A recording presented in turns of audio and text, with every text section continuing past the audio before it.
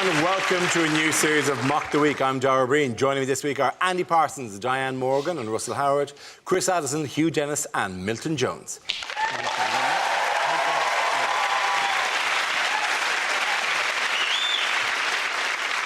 We start with a round called This Is the Answer, What is the Question? On the board are 6 categories. Diane, which category would you like? Environment. OK, your category is environment. The answer is golf balls, tyres and rubbish. What is the question? Is it the things that Fergie tried to pawn to pay her rent? Is it what does John Terry put under his duvet to make his wife think that he's actually in bed? Is it what is Heston Blumenthal going to make a pudding from next? Is it what are this summer's additional toppings at Domino's? What 3 are the gold, silver and bronze prizes at the Tramp Olympics? Is it a description of the bouquet in Lidl's own wine? I'm getting tyres. I'm getting tyres. Are they burning tyres? No, not yet. What was in the worst Kinder Egg ever? What would your topics of conversation be if your dinner guests were Tiger Woods, Lewis Hamilton and Uncle Bulgaria? Is it what does Nick Clegg have new responsibility for in the new government?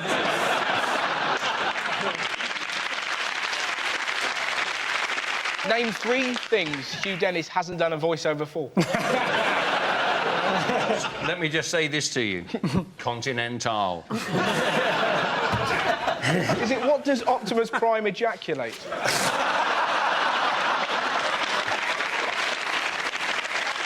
Is it what do you find in the stomach of a Louisiana pelican? That's close enough, to be honest, yeah. Is it You're doing it wrong, Is then. it what things have BP fired down that oil well in the Gulf of Mexico to stop it? That's exactly right. Well done. Thank you very much. The question I was looking for was what items have BP officials used in an attempt to block the flow of oil from the damaged underwater pipe in the Gulf of Mexico? This is BP's attempt to combat the worst oil spill in American history, and the so-called junk shot is one of several methods that has failed to stop the leak. How is BP dealing with this? They're doing badly, aren't they? Yeah. I mean, there is a lot of oil washing up on the shores of Louisiana. But I suppose, you know, it is a complete reversal of the normal state of affairs. This time, the oil is, in fact, invading America.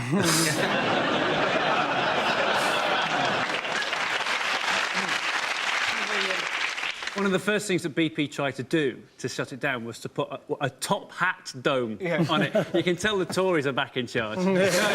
Top hat, I think, and if that doesn't work, then a deer stalker in the front of a Bentley. It does smack of anything that's in a Monopoly set. You try the top hat first, then the small dog. The iron. It's like they stuffed all sorts of stuff down there. It wasn't just golf balls and tyres. I think they used human hair. Yep. It was human That hair. would work, yeah. Soap. It was like the chairman of BP had looked into his bathroom basin and gone, well, that's pretty well clogged up. Why don't we keep looking at it? It's like they're reading from, like, an old wives' tale to try and fix it, isn't it? Oil leak in the sea, use a tyre or 3. Horrendous pollution, golf ball's the solution. Pipe's got a hole, use a stale sausage roll. Can't they just heat the oil up so that when it spews out into the ocean, it just instantly turns into batter? then they can just snap it off and sell it to Scotland. Simply just add vinegar, then you have a seafood salad. And then you can mop it up with some delightful bread. Yeah, That's all you need. Just run some bread along the Louisiana coast just to take the last of the oil, the delicious oil up. Yeah, it does actually look like salad. Yeah. Looks horrible, but also, delicious. Balsamic. That's where Tesco's get their finest range. It's ridiculous, though, because we have the technology to solve it. We should let Aggie and What's-Her-Face do it. Yeah. How clean is your ocean? And the thing is, it takes them no time at all. Everything I've seen them clean only takes them half an hour. I'll tell you what would soak up the oil is lots and lots and lots of seabirds. There was a piece on the BBC website about the golf balls and tyres, and it was just horrendous. They've used 40,000 this, and it's covered 2,000 square miles, and it's just horrendous, and Barack Obama's kicking ass. And then right at the very end it says, the first 2 oil birds rescued have been cleaned. It's not all all bad news. 2 birds are now slightly better than they were a week ago. And the best bit is, we're due to be released back into the wild later today. There you go, fly away, not there! Oh, no!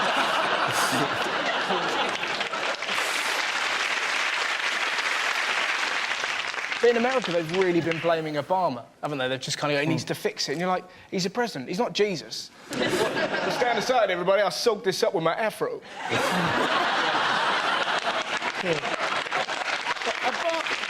Obama got in trouble because he called it British Petroleum, right? Now, obviously, the reason he said British Petroleum was it used to be British, right? Yeah. But then you're thinking, well, America, that used to be British. In which case, we can do what we like with it. I love that Cameron phoned him up and told him off. Cameron told Obama off for saying British Petroleum. He said, you're making this a matter of national identity. Cameron basically played the race card with Obama. It takes a special kind of balls for an Eton and Oxford-educated white posh man to ring up the black president of America and go, you're being a racist.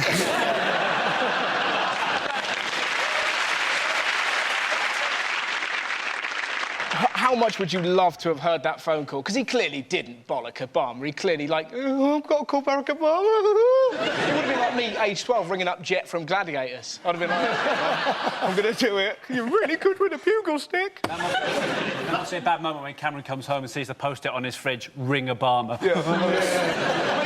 And you know, it would have been like, you know, some white middle-class kid trying to score drugs. They're like, hi, Obama. What's up? I'm just chillaxing, listening to Motown, that sort of shit. Can you stop dissing BP? And just tell Obama, listen, Cameron, cut the bullshit. Fix it. I'ma kick your scrawny ass till Wednesday. Went pretty well. But Cameron seems to be able to have a conversation with himself. Do we need higher taxes? Yes, we do. Are we going to have a free and fair debate about that? Yes, we are. Is this that debate? Yes, it is. In other news, what's going on here? This is the new Sugar Babes lineup. They're promised to be rocking. Everyone can be in the Sugar Babes now, can't you? Are these claimed to? That's a Labour leadership contest. It is. And that's Diane Abbott saying, OK, final guess, is that one Ed? Wouldn't that be great if Diane Abbott was going, Ed, Dave, they all look the same to me? It looks like Diane saying, if you were a fruit, what fruit would you be and why? And that question goes to brother number 2. Or is she saying, hey, doesn't he really look like Bert from Bert and Ernie in Sesame Street? Or is she saying, no, I'm not the woman from the #1 detective agency? Is it, Diane realises she's going to be the meat in a Miliband sandwich? I'll be the first black woman to lead a British political party since Margaret Thatcher blacked up and went to the costume ball as Robert Mugabe. And then came back with most of his policies and enacted them. It is nice to see the 2 Miliband brothers up there, though, isn't it? You know, they're saying that Ed is, in fact, the more normal of the 2 brothers, but that's a bit like saying that Reggie was the kinder of the Cray twins. I did some quick research on the Milibands, and apparently they've both got over 100 legs.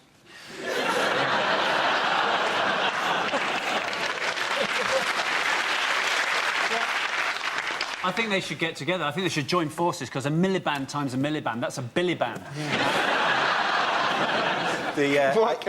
Well, Billyband works. Balls doesn't work. No. Balls is what... Your balls don't Ed work. Balls. My balls do work. Ed Balls as a name.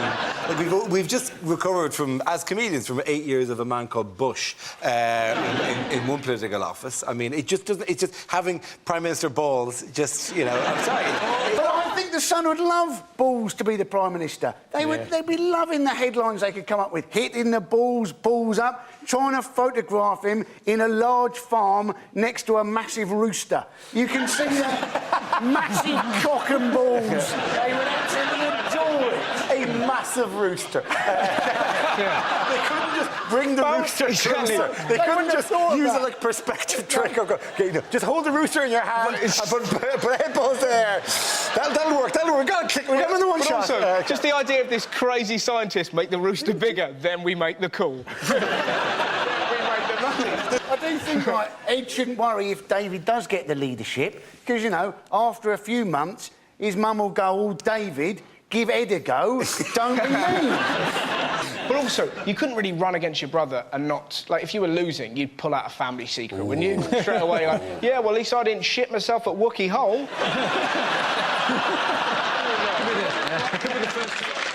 At the end of that round, the points go to Russell, Diane and Andy!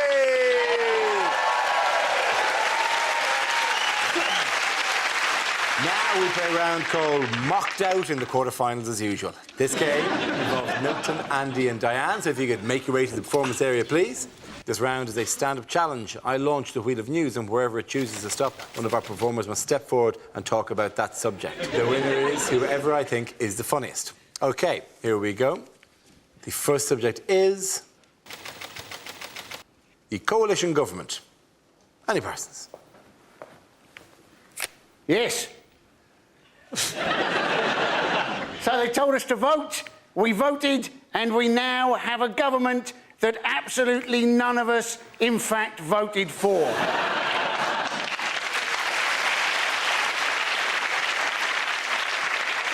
Yes, we managed to get rid of brown, but we now have some mixture of blue and yellow, so it appears we've got brown all over again.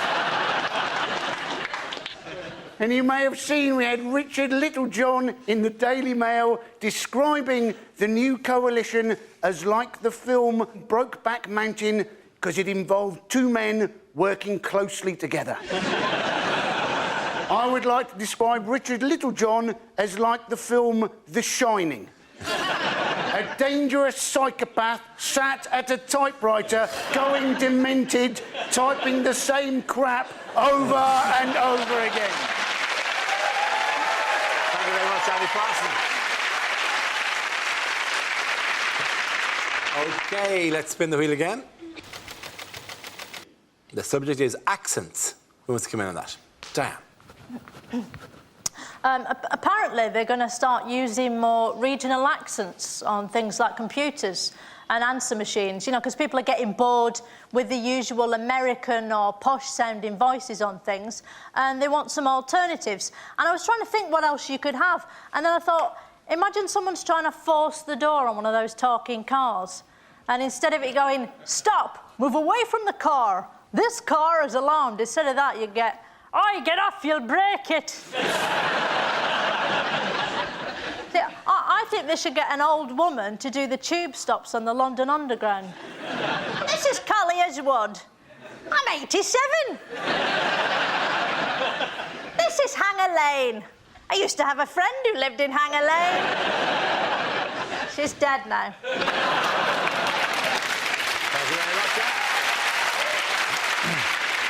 And that leaves us with Milton.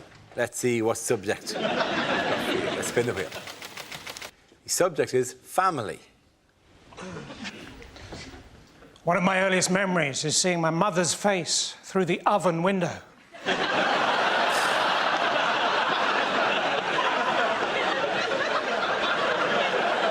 As we played hide and seek, and she said, "You're getting warmer."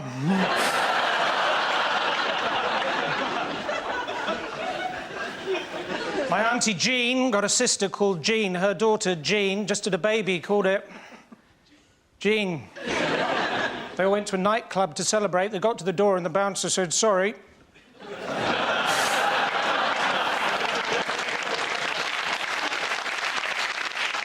You're all wearing trainers.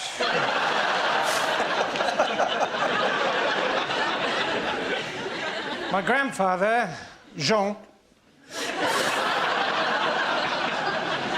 always complaining about how much things cost. £1.50 for a cup of tea, £2.25 for 3 custard creams.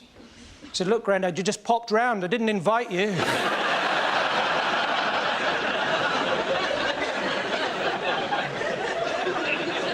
My other grandfather, he was always going on about how in the old days people could leave their back doors open, which is probably why his submarine sank.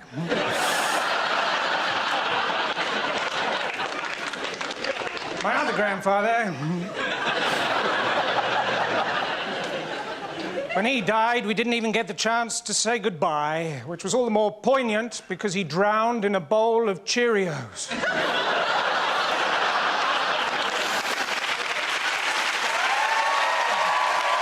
the end of that round, the points go to Milton Jones.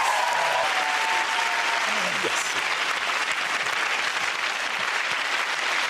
The next round is called Headliners. Here's a picture of the England football team before their first World Cup match. What does EDOG stand for? It's actually all the things keeping Ledley King together. Elastic bands, duct tape, oil and glue. Should it be read in a German accent? And is it actually England dreadful? Oh, goody. Are they all looking at Peter Crouch going, either dinosaur or giraffe?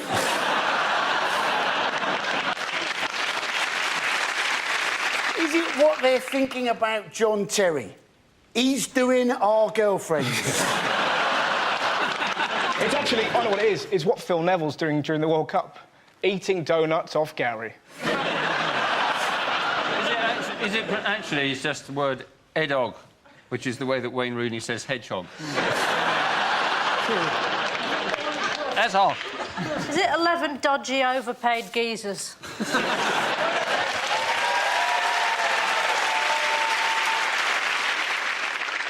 Is it a Sun headline? England done 1 goal. And why is Wayne Rooney pooing a foot?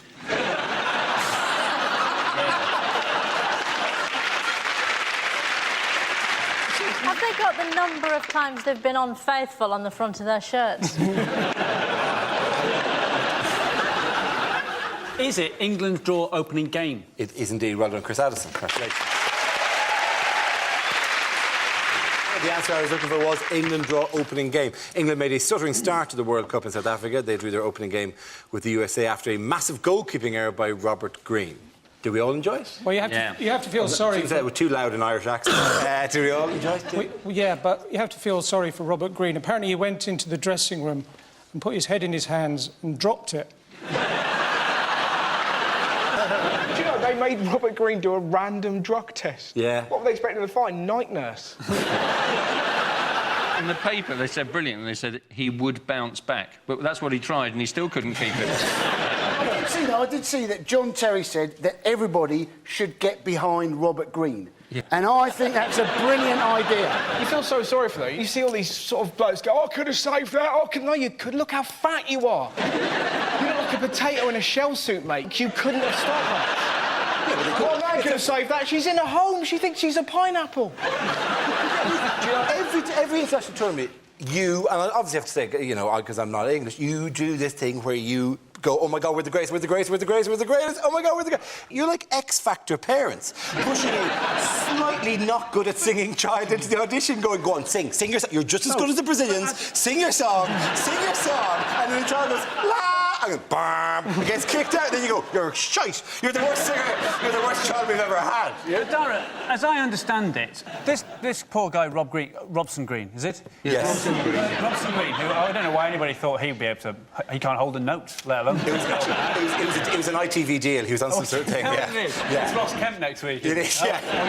However, did you see it? Did I see the goal? Did you see the goal? Yeah. Yeah, because I didn't see the goal. That's fantastic. Because we were watching it on ITV High Definition. And ITV High Definition very deftly cut to a Hyundai commercial. Let's be honest. When I found that out, I instantly ordered an HD TV. Who knew that was a function? Who knew that HD came with pain relief? That you could program Why on enough to earth show? would you be watching it on ITV High Definition? A football game that features Wayne Rooney, presented by Adrian Chiles. You would, in fact, be like going to Specsavers if you lived with the Elephant Man. Well, actually, it's not that... I have one telly that does it, right? Yeah. And I have a smaller telly which is nearer the fridge.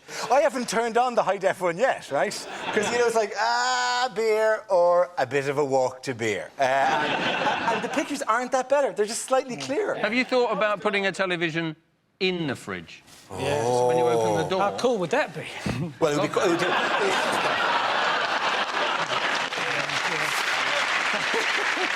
I was delighted, though, because most people who own... You exception, Dara, but most people who own HD telly are just bores. You know, it's amazing, high def, can see everything, man, can see everything. The only way it could have been better for me, instead of the Hyundai advert, it's just that bloke going, go compare. You just had people there going, whoa. Do you know what I mean better? If it was an ad for HD telly. Yeah.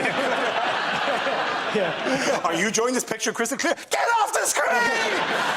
The best thing, as far as I'm concerned, the best thing about the TV coverage so far is watching Gary Lineker and Alan Shearer try and figure out what Emmanuel Adebayor is saying. Isn't that... It's plus, because they're... Don't, just concentrate.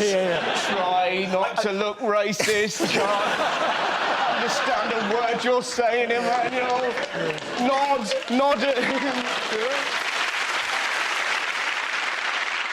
But the South Africans, they really love their football. I mean, they've got a bishop whose surname is a football score. That's a cracking joke. Lovely little joke. He's mad as rat shit as well, Desmond Tutu. Did you see him? Yeah. Proper bonkers. I bet you I know half his PIN number. Twice. But did you see him for the World Cup concert? It was absolutely beautiful. Desmond Tutu came out, wake me up! I'm dreaming. I gotta be dreaming. Everyone's here. Yeah. France, Germany, everyone. It's slightly irritating, though, because their big claim in South Africa is that they are the rainbow nation, right? Yeah. Where's Zippy? Where's Bungle? Well, I've seen them anywhere. They're just using it. I think if Bungle was playing in goal for England. Yeah, all right, back off. How is the World Cup helping this country here, then? It's the economy. Yeah. We're spending loads on flags. Yes, you are. Lovely flags either side of a car, which does have the added advantage that when they've got them there, there's a little gap where you can get a coat hanger in to blow into the car.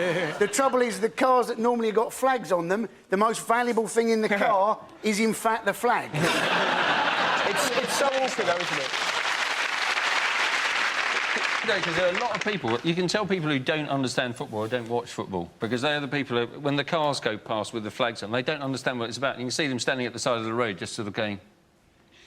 An awful lot of very unlikely people seem to have been elected mayor. It's also... Anne Summers have reported that sales of sexy female ref kits have gone through the roof. And you're like, who in their right mind wants their girlfriend to dress up as a ref? Talk dirty, yellow card. Hey, should we do it anal? Red, straight red, get out, get out. Straight red, how dare you?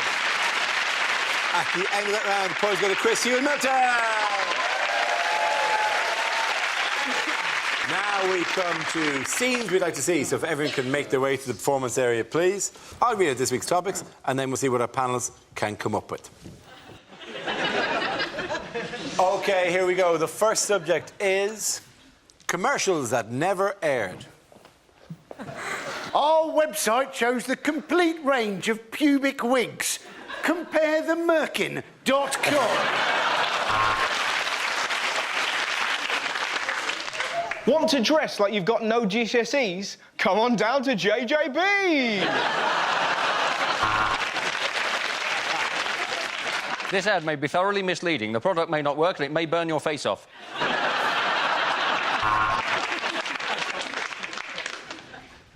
Carlsberg. Don't do liver transplants.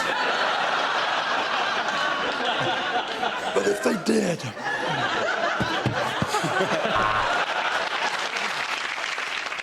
Fed up with your dull, grey hair? Get used to it. You're a squirrel. The Daily Star, because it's cheaper than toilet paper. Have you been injured in a trip or fall? Would you like to be injured in a trip or fall? Call Barry. Incest. Just do it.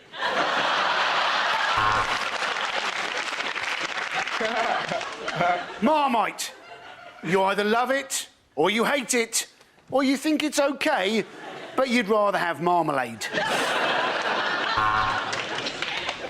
I'm a rabbit, and they test makeup on me.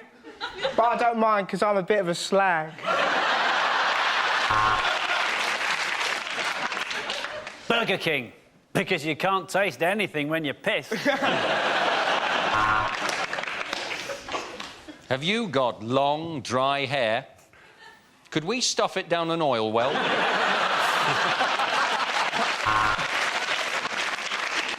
Oi, Churchill! Have you been rubbing your arse on the carpet again?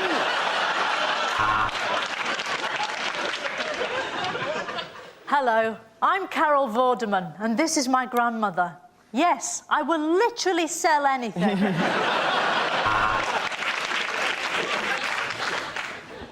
I used to drink Strongbow cider with my mate Dave, but he was killed by an arrow.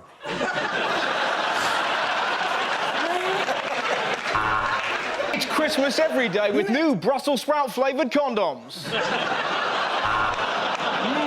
Tastes like Grandma's ankles. Do you want your erectile dysfunction dealt with confidentially and sympathetically? Call floppywilly.com. Okay, the next topic is things you don't want to hear in hospital. I'm afraid it's the big C. It fell off the sign at Curry's and hit your wife on the head.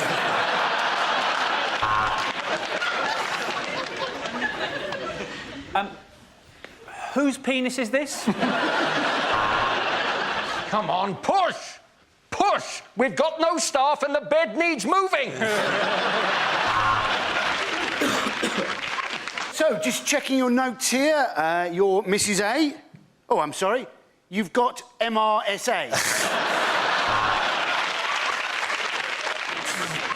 You have acute angina, and your tits aren't bad either.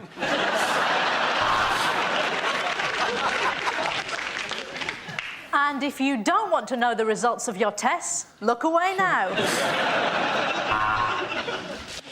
I'll tell you something funny about Dr. Thomas. In his handwriting, the words tonsils and genitals look exactly the same. We're going to put you to sleep now because you're old and it's the kindest thing to do.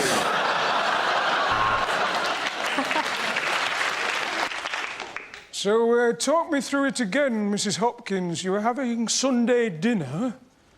You said to your husband, will you carve? And he just lay down on the floor and gave birth to a baby cow.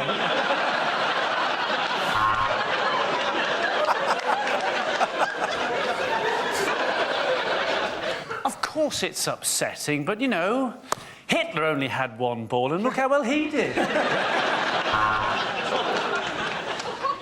This is Hospital Radio. I'm Chris Moyles, and I'll be with you for the next 14 hours. Accept this sacrifice, almighty Satan!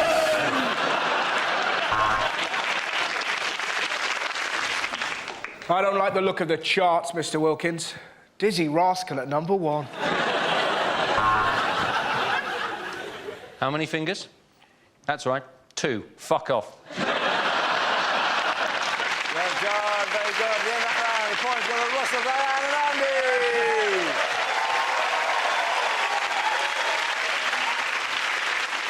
And that's the end of the show. This week's winners are Andy Parsons, Diane Morgan and Russell Howard. Commiseration to Milton Jones, Hugh Dennis and Chris Addison. Thank you for watching. I'm Dara Breen. Good night.